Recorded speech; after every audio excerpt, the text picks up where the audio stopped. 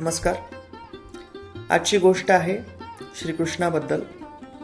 गोष्टीचं नाव आहे चित्तचोर राधा रमणा. चॅनलचं नाव आहे युगांतर प्रेम. भारतीय संस्कृतीत नृत्याचा प्रयोग गोष्ट सांगण्यासाठी सुद्धा केला जात असे. अशीच एक गोष्ट गवळणी आणि कृष्णाची. सुंदर यमुना नदीचा प्रवाह दिसत आहे. नृत्यांगना नृत्य सादर करून यमुनेचा प्रवाह दाखवत आहे. समोर काही गवळणी कमरेवर घागर घेऊन येताना दिसतात.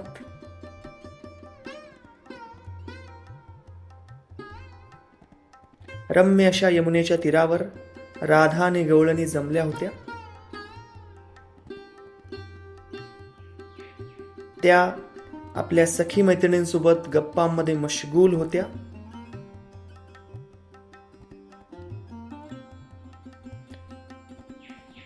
मग त्यांनी आपली आभूषणे बाजूला ठेवली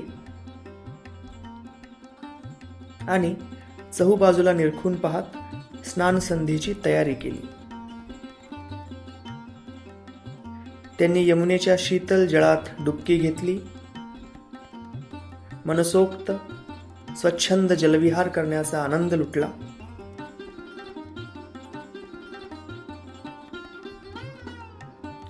आणि सहज नकळत जवळच असणाऱ्या कृष्णाला हसण्याचा आवाज ऐकू येतो. आणि झाडाआडून त्याला गोपिका यमुनेत जलक्रीडा करताना दिसतात.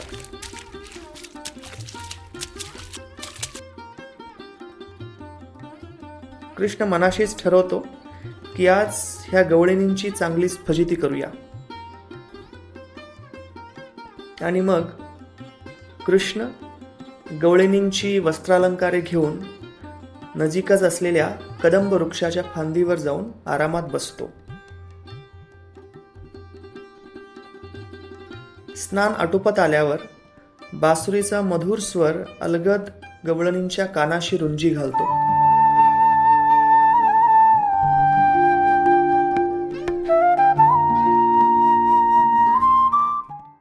गवळणी एकमेकांना विचारतात की आपली वस्त्रे कोणी नेली, कुठे गेली. मग त्यांना कृष्ण कदंब वृक्षावर बसलेला दिसतो, वस्त्रांची टोपली घेऊन. गोपिका कृष्णाला त्यांची वस्त्रे देण्यासाठी विनवणी करतात. त्या म्हणतात, कृष्ण मुकुंदा मनोहरा मनमोहना, आम्ही गोपिका सवेती राधा बाला, कशी बावरली तुला पाहता, कारे छेडितो असा मधुसूदना.